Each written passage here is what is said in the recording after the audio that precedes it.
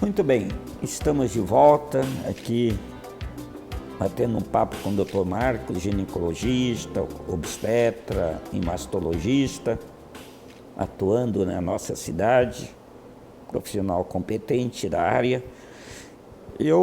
Hoje nós estamos falando de mama. Minhas mulheres devem estar bem atentas para isso. E vamos continuar falando sobre esse assunto tão interessante para a saúde da mulher, que é o câncer de mama, que infelizmente o câncer de mama ainda tira a vida de muitas mulheres no mundo inteiro.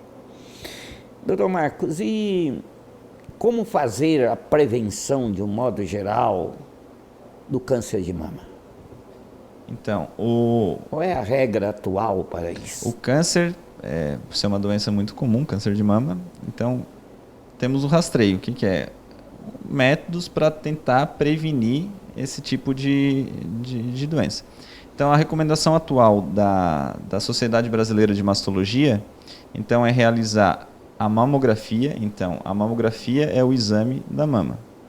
É o exame que, em estudos, comprovou mulheres que fazem mamografia a partir de determinada idade, com intervalos, né, já estabelecidos, e mulheres que não fazem mamografia, as mulheres que realizam mamografia rotineiramente morrem menos de câncer de mama.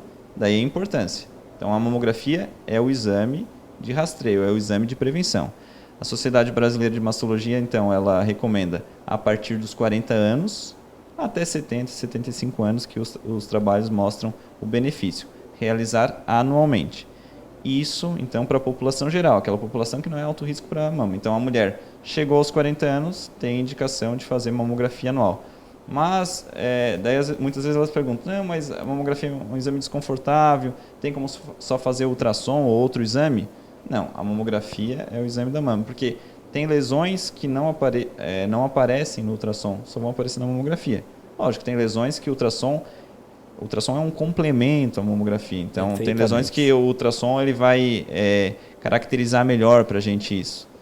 Mas tem lesões que, infelizmente, não aparecem no ultrassom. Então, não tem como trocar o rastreio, então, o exame de prevenção só pelo ultrassom e esquecer da mamografia. Porque, infelizmente, tem lesões que só aparecem na mamografia.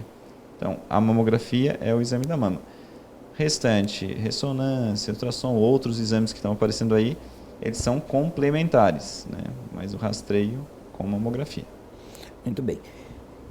O tempo passa rápido.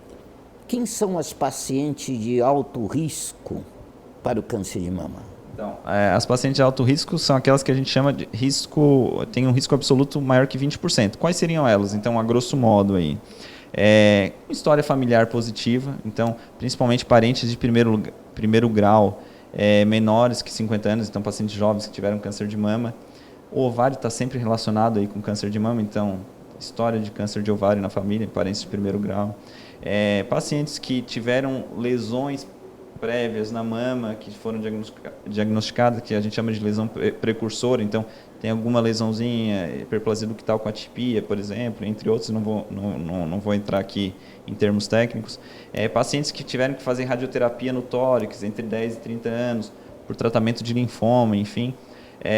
Então, se enquadrariam aí nesse grupo de alto risco. Então, a gente, na anamnese, ali na consulta, a gente vai tentar identificar essas pacientes que teriam sim um alto risco para câncer. Quando realizar então o rastreio nessas pacientes, né? Daí o rastreio modifica um pouquinho. Então, em geral, a gente vai começar um pouco antes dos 40 anos, dependendo da história familiar, e associando a ressonância. Então, muda um pouquinho daquele rastreio da população geral, né? Identificando que ela tem esse alto risco para câncer de mama, então muda um pouquinho aí o acompanhamento, né?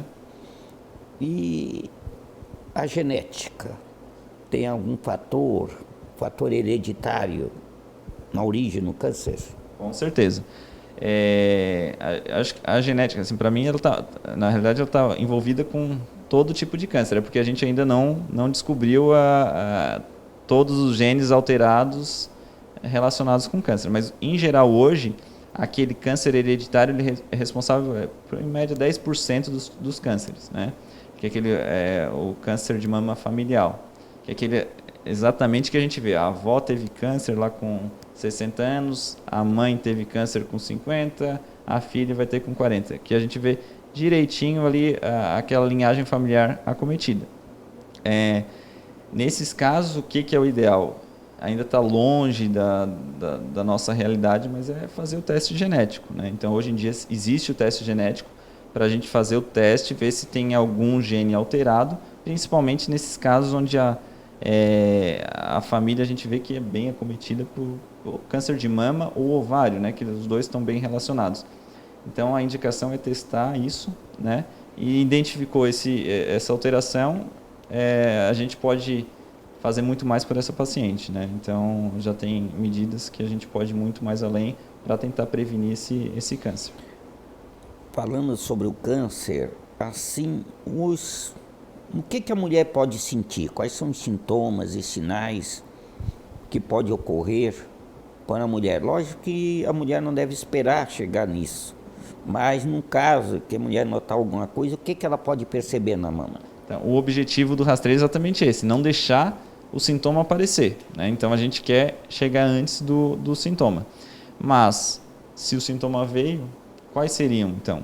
O nódulo, lógico, é o sinal aí mais frequente aí do câncer de mama, né?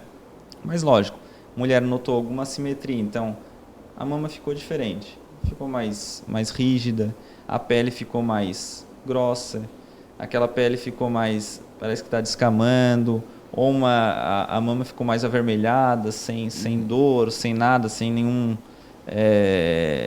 febre. Retração, isso é muito importante, então sempre avaliando ali se o bico do peito entrou, ou tem alguma coisa prendendo aqui, ou alguma coisa abaulando. Então, notou alguma dessas alterações, às vezes pode estar relacionado com câncer de mama. Isso é uma nodulação que a gente precisa investigar. Tendo isso, quer dizer que tenha câncer? Não, mas merece sim uma investigação. Autoexame é importante? Lógico que é muito importante. Só que a gente quer fazer o diagnóstico do câncer antes de ele gerar aquele nódulo palpável. Sim. Então, esse é o objetivo do rastreio. Isso. A gente pegar antes de isso aparecer. Porque, assim, nódulozinho diagnosticado menor que 1 centímetro, a gente, às vezes só com a cirurgia já resolve o problema e a chance de cura aí beira os 100%. Então, o objetivo é a gente pegar ele bem no início. Pegar antes. Que, em geral, assim, o nódulo palpável vai ser ter 2 centímetros já. Então, a gente quer fazer o diagnóstico antes de ele ser palpável, né? Mas outro assunto que eu acho muito interessante, que nós vamos tocar, é a reposição hormonal e a história do câncer. A mulher que tem câncer de mama pode fazer uso de hormônio? O hormônio, em pacientes, em população geral, ele pode aumentar um pouquinho o risco de câncer de mama, principalmente se usado mais que 5 anos.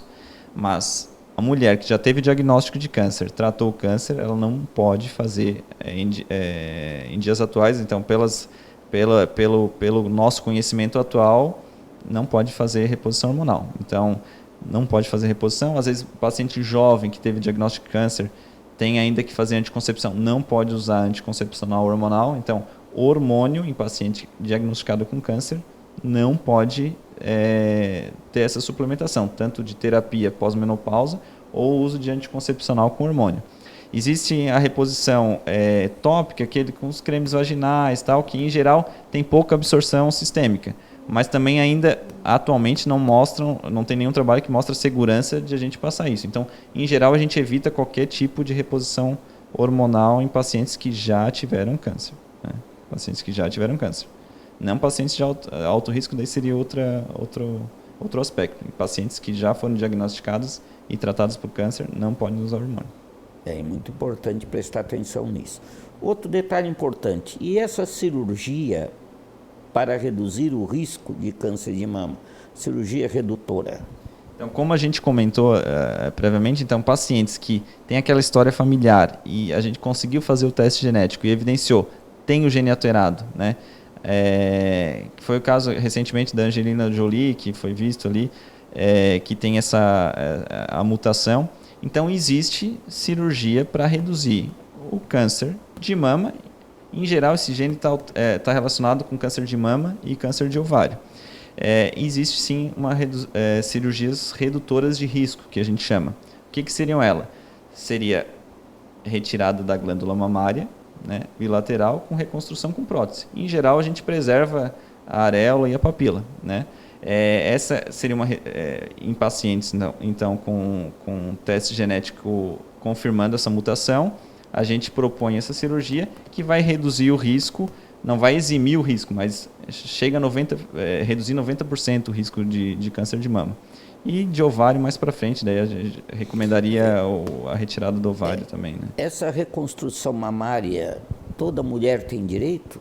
Toda mulher tem direito. De acordo com a lei de 2013, fala que toda mulher que realiza mastectomia tem o direito de fazer a reconstrução da mama imediatamente na cirurgia, no mesmo ato cirúrgico. Ou se não dá, fazer posteriormente. A gente sabe que é uma realidade ainda muito longe aqui no Brasil. Dados 2008, essa reconstrução, dados de 2008, mostrava que 15% das pacientes tinham essa reconstrução. 2014 já aumentou para 30%, mas ainda é um número muito aquém da realidade que a gente quer alcançar, né? Que seria os 100% das pacientes que fazem a cirurgia com a reconstrução.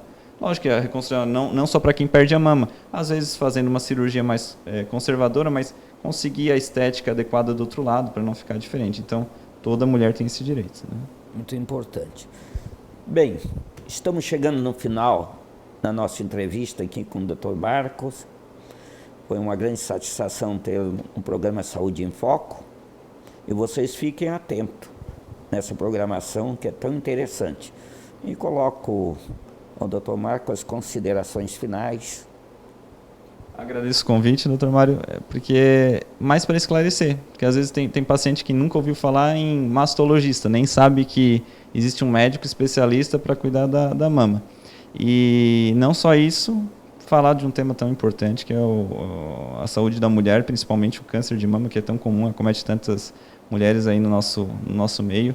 Então, esclarecer um pouco disso, tirar alguns mitos, mostrar algumas verdades aí, sempre é bom para a população ficar atenta a isso, né? Ótimo, muito bem.